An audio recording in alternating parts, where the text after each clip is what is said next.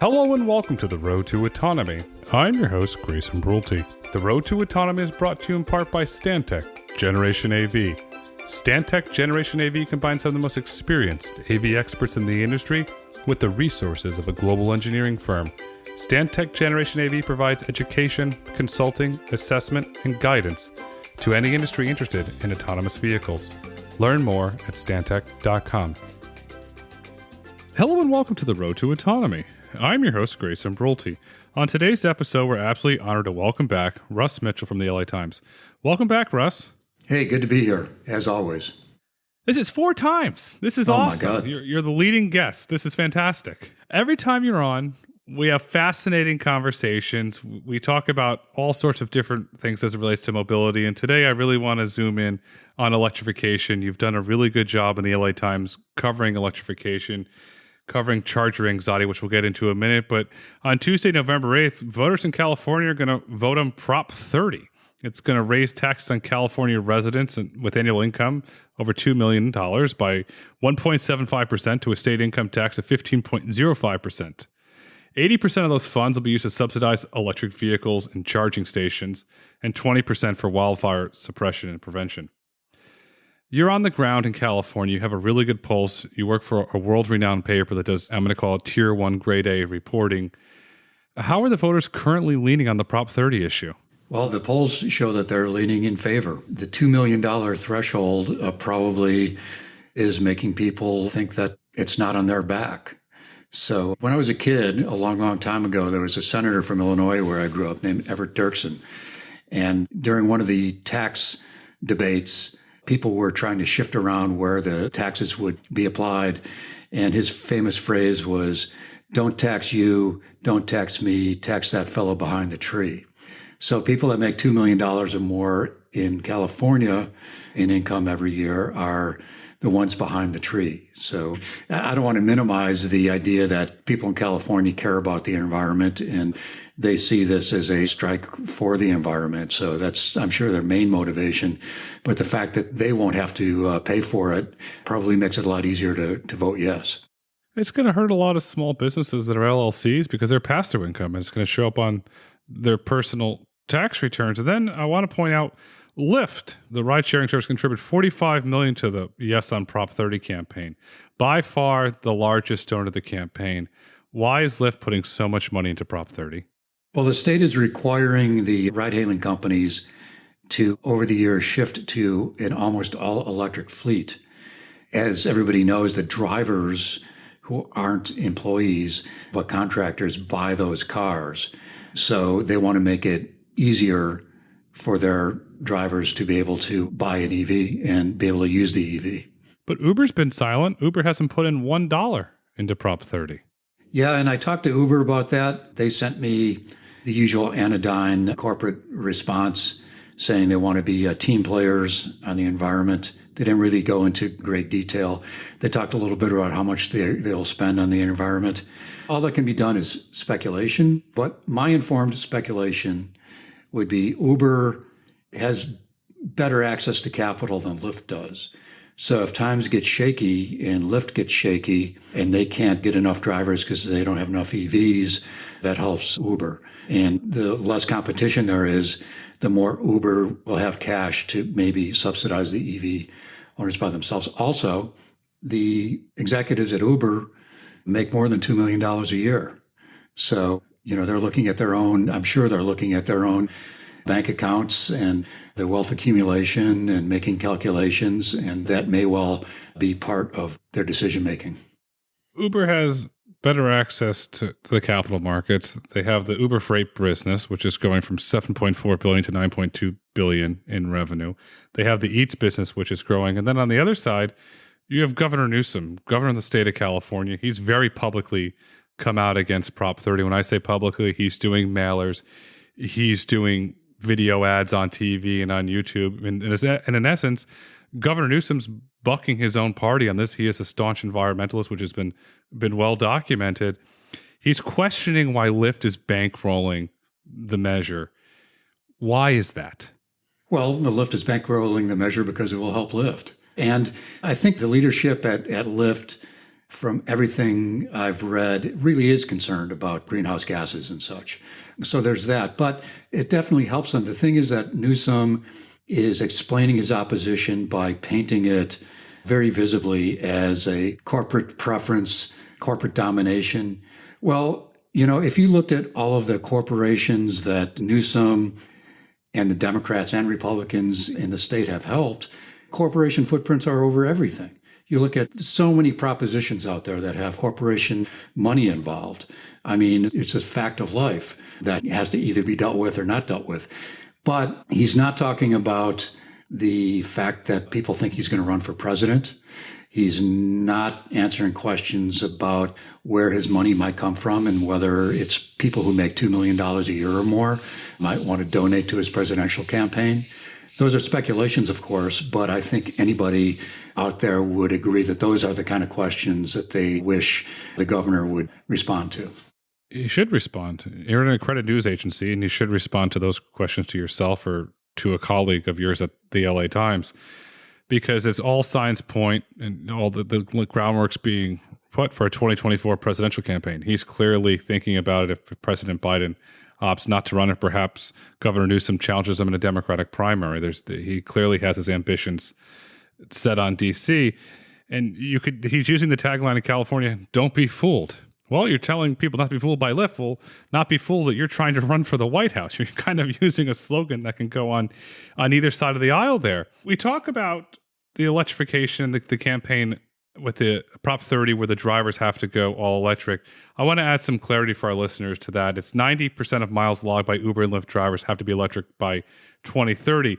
And then to give more context to that, UC Berkeley partnered together with the LA Times and conducted a poll. And I want to read the results of this poll. Only 20% of California consumers plan to buy an EV as their next vehicle. If consumers opt not to buy a vehicle, the individuals opting in a rideshare service opt not to buy an electric vehicle. What's going to happen? Will Uber and Lyft cease? Will the business go? Will the rates go up? Market economics? What's going to happen? What's going to happen to which? The mandate on no gasoline cars after 2035 or something else in particular? I want to get into the 2035. Let's start with the Uber and Lyft drivers. What's going to happen to the service? Will the price be forced to go up because there's less vehicles? Those are all very good questions. The law was passed, the arguments were made, and it's just expected to happen. It will be a political fight, both within the bureaucracy and in the legislature and in the governor's office to deal with it if it proves impossible. Expected to happen? Those are scary words. Well, there's a lot in California that's expected to happen in terms of renewable energy, which I'm personally, as a citizen, very much in favor of. But as we've seen in Germany, if you don't plan well, you can get yourself in a situation where you've got energy inflation and energy shortages at the same time. And I think that California is risking finding itself in that situation. Now, in the past, California has changed direction when it's seemed that its tough mandates were not going to be met, including zero-emission vehicle mandates back 10 or 15 years ago or so. And the people in the various agencies have, in their presentations, noted as a sidelight that these things can be changed in the future. So, there's some wiggle room. If things are really taking a bad turn, the regulators and the rule makers can decide to ease off if they need to. While there's wiggle room, if the ban gets pushed back politically, what does that do to the sitting governor at that time? Does that put that governor in hot water because you have the environmentalists left that will be outraged? Oh, they'll just point back to President Newsom. Then what happens? I can't predict the future. The future's never been easy to predict. I think predicting the future is tougher than ever. Well said, sir. What role is the California Energy Commission going to play in this? Are they going to set the standards? Are they going to set the charging rates? Are they going to enforce anything? What role will they play? They're in charge of handing out subsidy money, basically. There's going to be some rules around it, and the new rules are being debated. There was just a hearing, they call it a workshop, just a few days ago, and they're taking input, and they will be coming up with plans to distribute billions of dollars to people who buy chargers over the next several years. The question is, how reliable will these chargers be, because they're not very reliable right now. They're not reliable. You've documented it in your September 22nd column called California's EV Charging Network Could Use a Jolt and a Trip Down I-5.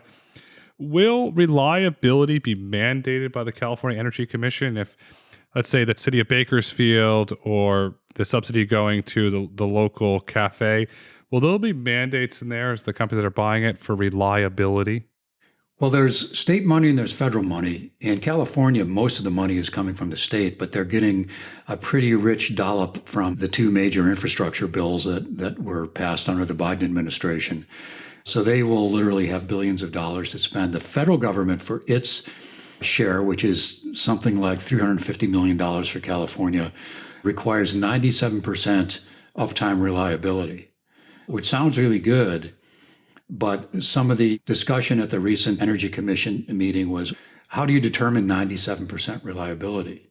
And the charger companies are coming up with all kinds of different formula that would, in effect, as a consumer coming up to a gas pump expecting that 97 times out of 100 it will be working, it may not be anywhere close to that.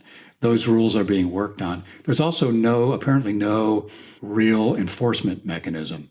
And I've been trying to get detail from the Energy Commission on how existing, because there's been subsidies already, even in a situation where 25% or more of chargers just aren't working. And they claim that they have an ability to sue the companies, which is a drastic step. And so far, they have not done so. So basically, the charger companies or the people they sell the chargers to have enjoyed tremendous subsidies so far. They're performing poorly, and there seems to be no accountability for that. No accountability. Suing's not accountability. It's not going to help the consumer that wants to go down the I-5, for example, or up the 101 to San Francisco. It's going to cause charger anxiety. They're going to be terrified when they get in their vehicle. Uh-oh, is the charger going to work? Uh-oh, is the charger going to work? When you took the Ford F-150 Lightning on down I-5 from Berkeley, California, were you experiencing charger anxiety? Uh-oh, am I going to get to my destination? Is the charger going to work? Did you experience any of that? Well, I've talked to people. There was somebody, we were waiting for the one working charger at a charging station. The cars were kind of lined up.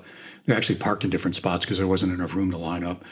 And they said, and this is true, I don't have range anxiety, because that's been the big phrase about electric cars, range anxiety. I have charger anxiety. And the fact is, the automakers are stepping up and coming out with cars that have ranges from 250, 350, in more expensive cases, even more than that. So they've stepped up, and range anxiety isn't the problem. When I took the trip down, I mapped out where all the chargers were, and it looked like a slam dunk. Even if I had to spend an hour at a charger, that would be fine. There are plenty of chargers on the way down. The problem is that a heck of a lot of them didn't work at all. And there was a situation where I had barely 15 miles to get to the next charging station, and I did make it, and that one was working. But I'm not sure what would have happened if I died in the middle of the road. I would have to use my AAA and have them come out and help me. You think about dying in the middle of the road with a vehicle, if an individual, in this case the driver, is not smart enough to pull over the side of the road, you've got a dead vehicle in the middle of the road. It's going to cause a traffic jam that could lead to crashes and potentially fatalities. How did we get here with charger anxiety? The pre-SPAC bubble, it was hyped. Charger companies are the new oil companies. And I sat down with a CEO and chairman of a very large charging company and with a friend of mine from one of the big oil companies. He said, we're going to put you out of business. And the gentleman from the oil company said, we pay a larger dividend every quarter than you've raised in your history. So if we really want to do this, we can buy you. There was a lot of animosity there. When you go to a gas station, I'm not going to use the word guarantee, but there's a 99.99% chance that you're going to be able to put gas in your car. You go to a charger, there's probably a 75% chance. How did we get into this situation, and how do we eventually fix it? To be fair, it's a new market. Electric cars are fairly new in terms of customer acceptance. The whole charging industry is new. There'll be people entering the industry that may not be the best at execution. There may be people entering the industry that, because it's being subsidized, don't have the total incentives to make things work the way they ought to. You may have totally legitimate people running a company that cares about electric cars and the environment and wants to make them work, and they're finding that it's a lot harder than they anticipated. So there's lots of reasons why we're where we are now. The question is, with so many problems and with so many $1 billion raining down, is this going to be fixed?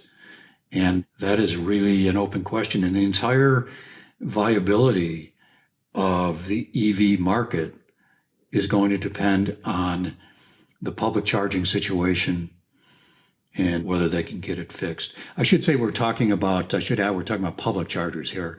Most people that have chargers at home, it can be a hassle getting them installed, but once they're installed, they seem to work pretty well. It's the networked public chargers that are having the problems. And everything from manufacturing defects to hardware defects to software confusion to card readers that don't work. It's just kind of a mess. It's all leading to charging anxiety. And to me, it's leading for an opportunity that Barron's highlighted on October 24th, which they said energy giants are putting their bunny cash to work in renewables. BP has acquired Amply Power. Shell's acquired Greenlots. Chevron's going to do something. Dan Almond's now over at Exxon. Does this give an opportunity for big oil with all their cash to come in here, clean it up, put service level agreements where the consumer goes, I'm going to go to an Exxon charger. You know why? I don't like big oil, but it's reliable, and I know when I go there, it's going to work. Yeah, they are getting involved. And in fact, Shell bought a company called Greenlots and has rebranded them as Shell Recharge, I think it is. Shell Recharge. And this is on my trip. This is a scientific sample of one, so it really is an unreliable sample. But when I pulled into the one former Greenlots Shell Recharge station, every charger was working. Now, whether that is true across the board and they're much more reliable, I haven't seen any statistics on that. I just note anecdotally that every other charging company had problems one way or the other. Politicians might limit the amount of cash the oil companies are making now, but they can afford to put service level agreements, have on the ground technicians, and have uptime. Because to me, the most important factor in all this, if you're a Shell or you're an Exxon or a Chevron, is the brand damage. Your brand is getting dragged through the mud every day. You want to ensure that your product, you can control your brand. So that's why the uptime, I think, becomes very crucial to them. You also did a trip. They did the trip down I-5 in California. You also did a trip through New England. Did you run into the same charging issues that in New England that you experienced on the I-5 in California? Yeah, the same, if not worse.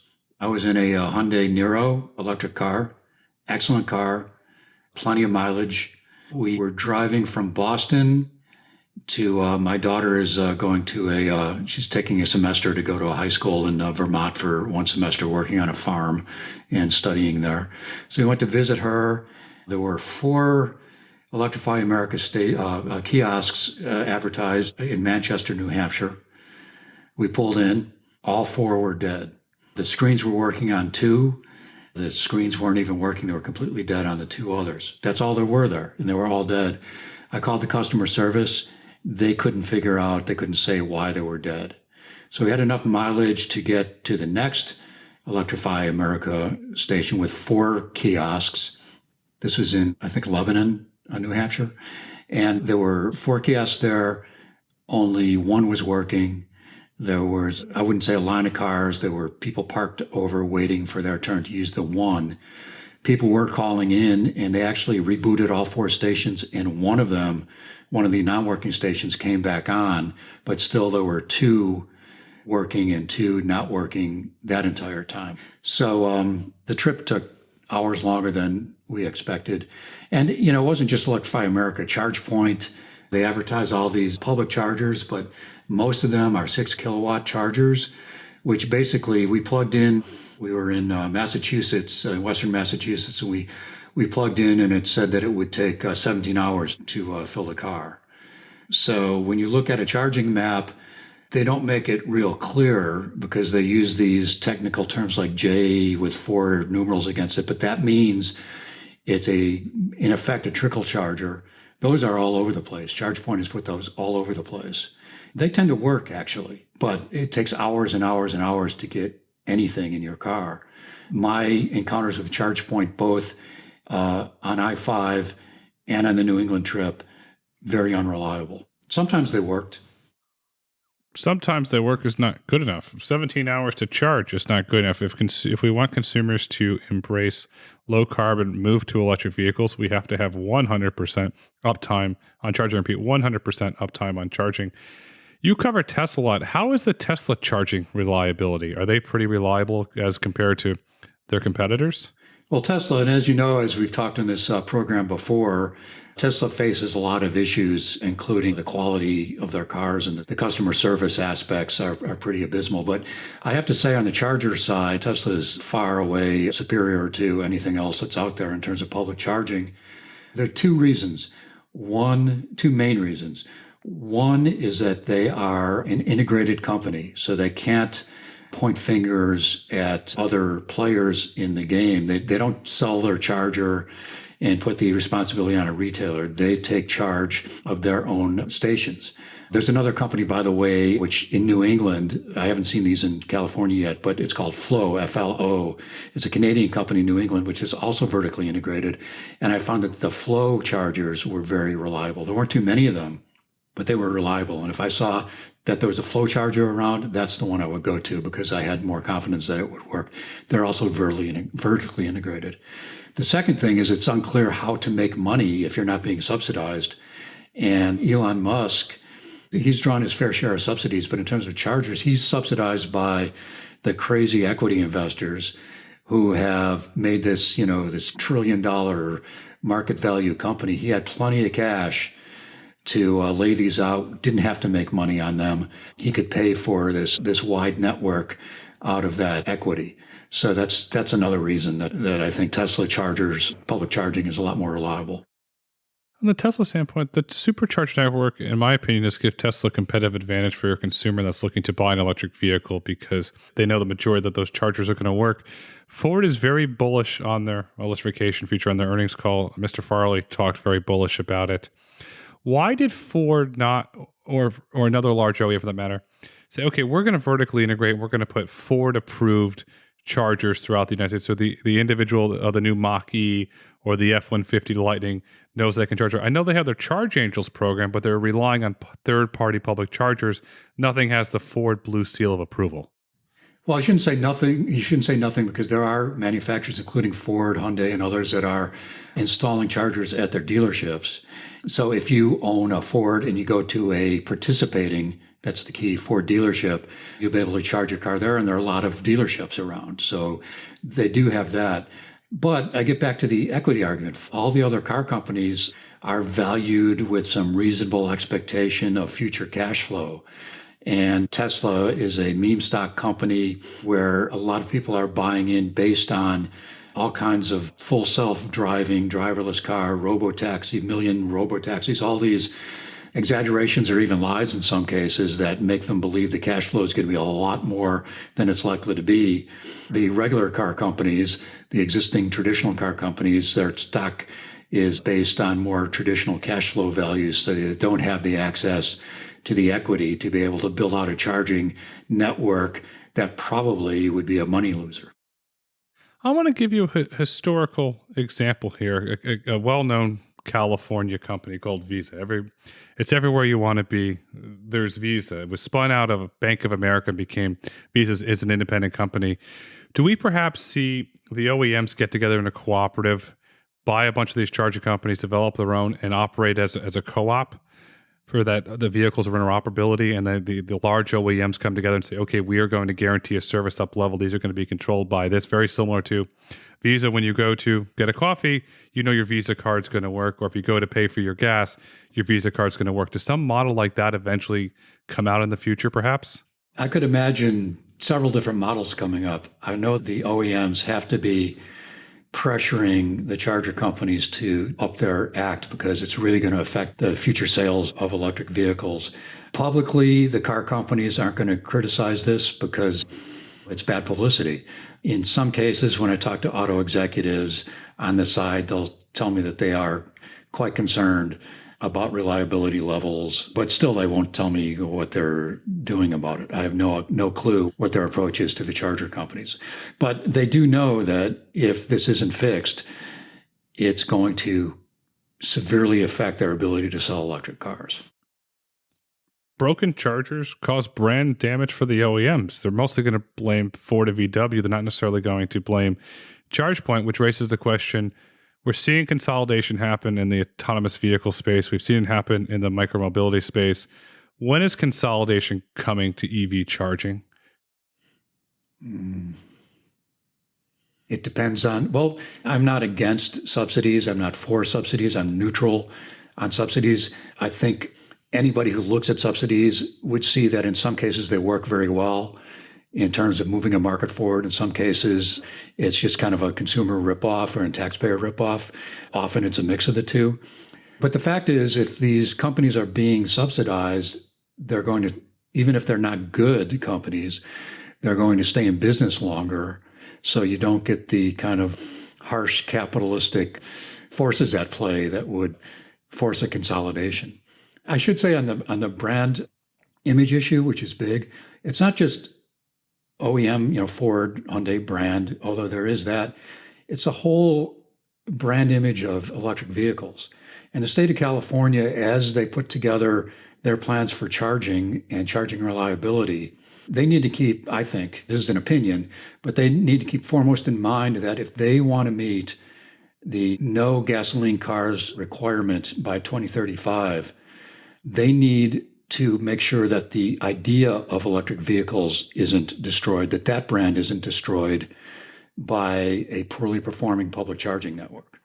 That's well said. Do not destroy EVs. EVs are incredible cars. They're cars that consumers want, and eventually cars that consumers are going to purchase. And we're seeing this global shift towards renewable energy. I've always advocated for taking a moderate hybrid approach of using what source is the best. And you conducted a recent interview with Vlacho Schmil, the professor who's written tremendous books. I want to highlight that Bill Gates is a big fan. If you go on gatesnotes.com, you can read the wonderful reviews that Mr. Gates has about Vlacho Schmil's books. And in the interview, he said the following to you: in managing our energy affairs, we should constantly favor doable steps. In your opinion, what are those manageable, doable steps? I think that everybody that's involved is trying to make doable steps. The question is, what's doable and what's not? What do you believe and what don't you believe? Schmil would say that, I don't want to speak for him, but what I take from what he has said is that human culture is on a consumerist, materialistic path that won't be changed readily. And that path relies, whether you want plastic, whether you want cement, or fuel for cars, for power for electrical generation, that is still tremendously dependent on fossil fuels. And the case of Germany shows that if you move too quickly to forms of energy that are not yet reliable, and I'm not saying don't move that way, and he's not saying don't move that way, but if you move too quickly, you can get yourself in a real bind where you have energy inflation and energy shortages. So the doable steps are to make sure that whatever is done, that you can keep the grid working, you can keep electric rates affordable, and use that as the base on which to grow out renewable energy, which is a necessary thing for human culture to do. The only alternative to that I see is a drastic drawback in consumerism. And a lot of people might think that would be a good idea. I personally think there's too much crap in my house. I buy too much crap. But, I don't see any real sign that human culture at large is going to put the brake on that unless, inflation and joblessness forces them to. If you look at I go back to Visa again, you look at the latest quarter reports, spending is up. American Express spending is up. Consumers, even though we have inflation at 8.3%, we have the Fed raising interest rates, probably going to go by another 75 basis points. Consumers are still spending, which is mind-blowing. And we have to take doable steps to energy. We're going to learn a very hard, I'm going to call it a very sad lesson in Europe this winter. They're experiencing energy inflation. There's an energy shortage because they decided to go all in on something while not taking into account the realities of where energy is there. How do we avoid making those mistakes? That's not a question for me. I'm a journalist. That's a good question for policymakers. It's a good question, though. Thank you. I really appreciate that. You're a journalist. You live in California, so I'm going to ask this another way. What's the future of energy in California, and can California learn from Europe? So California is moving headlong into renewable energy, solar and wind energy, and is a leader in that field, which is great. But they're counting on having plenty of battery storage for reliability at a time when materials that go into making batteries are short. There's lots of demand for batteries. It's unclear whether the supply will be there and what the cost will be. If things work out, great. If you can do renewable energy with reliable, affordable battery storage, that's great. They're also counting very heavily on their greenhouse gas ambitions on carbon capture, which is unproven. It may prove itself out. It would be great if it does, but it's unproven. So there's some risks being taken on the direction they're going. Well, there's risk. One risk is the ongoing drought that seems to get worse every year. You see the public photos of Lake Mead. They're following old bodies that were whacked by the mafia down there in cement shoes and cars and all sorts of things. Is California going to be able to survive on hydropower without desalination pulling water in from the sea? Yeah, hydro is another big issue for California. If serious drought continues, hydropower might prove to be the least of it. You've got one of the biggest cities in the world, well, in the United States anyway, in Southern California, that is utterly dependent on stable historic levels of water. And that's disappearing. Now, we don't know what the climate will be. There often are big fluctuations in rainfall, and it may prove to be temporary for the time being. But there's a serious issue of water for Los Angeles and the rest of California too, but especially Los Angeles to be considered. And in the short term, it's affecting the amount of hydropower, again, greenhouse gas-free hydropower. That also has drawbacks, including killing fish stocks and that kind of thing. So every form of energy has drawbacks, but it is greenhouse gas-free, and that's another thing that's being challenged. LA, with the water becomes power, made a great movie in Chinatown with Jack Nicholson. Brilliant, brilliant movie. If you want to watch a dramatized version of water in Los Angeles in the early days, I highly recommend Chinatown. Los Angeles is starting to pick up on mobility. For years and years, when I was the co-chair of the Autonomous Vehicle Task Force City of Beverly Hills, we worked actively recruiting autonomous vehicle companies to Beverly Hills. And then I see the news, Waymo's expanding to Los Angeles. Go Team Waymo on that. It's been a long time in the making. What are your thoughts on Waymo expanding to LA? I think LA is actually, it's one of the top ride-hailing markets in the world, actually. The streets are relatively flat and predictable. Even the pedestrians are predictable. I mean, anybody, if you're in California, there's pedestrians that'll walk into the street at any moment in San Francisco. If you go down to LA, people actually wait for the walk sign. So there are lots of ways that Los Angeles lends itself to the early stage of autonomous driving. So I think that I'm not sure what the business model is in terms of what it costs and what kind of revenue you can get and whether it makes sense as a business yet. But in terms of building out a customer base for these kind of vehicles, I think Los Angeles is as good a place as any and better than most. It's a captive audience. If you want to go from Santa Monica to Beverly Hills or Santa Monica to downtown and you want to have a drink, Waymo will be a great way to get there. And I want to point out a fun little fact. In the early days of Waymo, when the I-Pace was announced, the press photos were taken in front of the Beverly Wilshire. They removed the BW logo. So I emailed John Krafchick. I said, John, this looks really familiar. And John goes, I thought you were going to reach out. The same hotel that had Julia Roberts and Pretty Woman had the Waymo I-Pace. And it was a funny little thing. I was like, John, something's going on here. He goes, you'll see. And now it came there. Fun little fact there on Waymo. Russ, This has been an insightful conversation around charging, energy in California. We always love having you on here. We can't wait to welcome you back for the 5th time. And as we look to wrap up this insightful conversation, what would you like our listeners to take away with them today? If you're interested in the EV phenomenon and you want to see it succeed, pay attention to what your states and local communities are doing about the public rollout of public charging stations. Whether you're in Massachusetts, New Hampshire, Colorado, Oregon, California, all the states that are big on EVs, because if the public charger situation isn't fixed, the EV future could look pretty bleak. We need charging reliability. SLA, service level agreements, are going to have to become mandatory. 100% uptime will have to become mandatory if we want to usher in an electric future, because the future is bright, the future is autonomous, and the future is charger reliability. Russ, thank you so much for coming on the Road to Autonomy today. Thanks for having me. Thank you for listening to the Road to Autonomy podcast. If you've enjoyed listening, please rate, review, and subscribe on your favorite podcast platform. Want to get in touch? Follow us on Twitter at Road to Autonomy or email podcast@brulteco.com. The Road to Autonomy is produced by Brulte & Company. The views and opinions expressed on the Road to Autonomy podcast do not necessarily reflect the views and opinions of Brulte & Company. The content discussed on this podcast is for informational purposes only and should not be taken as legal, tax, investment, or business advice.